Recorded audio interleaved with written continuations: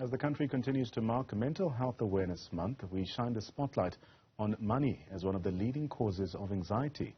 Now, for more tips to deal with financial trauma, I am joined by Samantha Moyana, who is a debt counsellor at National Debt Advisors. Samantha, a pleasure to have you on the program. I want to start by reflecting on comments made by your colleague, that's Chanel Collins, who mentions the psychological impact of money and financial trauma. How does this relate to mental health, especially in the context of South Africa? Good day, Nkanka. Thank you so much for the opportunity. Yes, financial trauma has led so many people dealing with anxiety and depression. You know, when you're having a lot of creditors calling you, wanting payment, yet you know very well that you don't really have money to actually pay those. Or even when, for example, you have money, you get paid, but the next thing you no longer have money. So all of that has affected a lot of consumers to find themselves dealing with depression and anxiety. So could you elaborate on the strategies mentioned for addressing financial trauma? How can individuals take proactive steps toward indeed improving their financial well-being? Firstly, you need to educate yourself and learn from your mistakes. We all make financial mistakes, but you need to actually learn from them and not find yourself in the same situation again. Be proactive. Write down your budget, list of expenses and your debt. That will actually assist you in a better way of managing your finances, as well as listing down your smallest debt as well as your largest, and try to actually settle the smallest debt first. Another thing, also increase your work value and cash flow by upgrading your skills and set to explore side hustling. Use your skills to actually generate extra income. And then you can also seek professional help. See a psychologist, see a therapist who can actually assist you with dealing and managing your stress. Now, we've also seen studies mentioning the connection between poverty and financial strain, also contributing to financial trauma.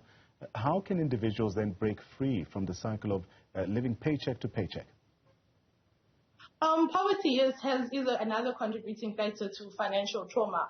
But what a result is that, for example, people need to find ways to manage their finances. Because even when you do have more money, if you don't know how to utilize it or you don't have proper financial planning, you actually find yourself having financial trauma. So the first thing is that you need to learn how to manage your finances.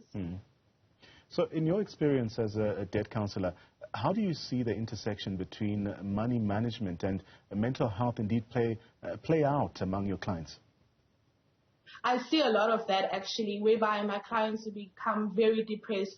They will be so stressed that, okay, Samantha, I don't know what to do. You know, I don't have any more money left to actually pay these creditors. What's actually the way forward? So I deal with these clients each and every single day. But I always tell them that it's fine. We're actually here to assist you. But you need to also learn and curb yourself from taking out unnecessary expenses or finding yourself being in a debt cycle, because that is what's actually causing a lot of people to be in this type of situation, is a continuous debt cycle.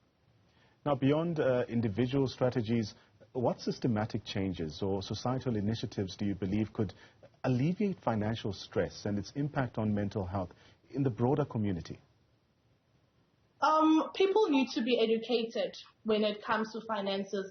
Financial advisors, I think they need to be more interactive with their clients, assist them, because you have all the access and information of your client base, and then give them assistance. And people also need to educate themselves when it comes to finances, because you'd find that there's a lot of people who actually don't know the knowledge or have lack of knowledge to work with their finances. So I feel that in the community, most of those things need to be implemented to assist consumers and then to reduce the stress of finances.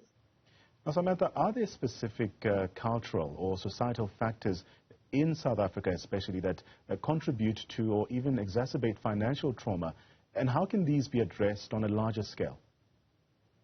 Okay, mostly you find people having pressure at home, you know. Maybe you're the breadwinner. Maybe there's a lot of things that's on you that you need to now have to see to for your family. So most of the things need to be addressed, because now people need to sit down and check, will I be able to afford to do this or to do that, before actually finding themselves taking out so many loans, and then at the end of the day you don't even We seem to have lost Samantha there. Samantha, are you still on the line? Can you hear us clearly? Okay, let's move on. I think we've got the nub of those tips being given by Samantha regarding financial trauma.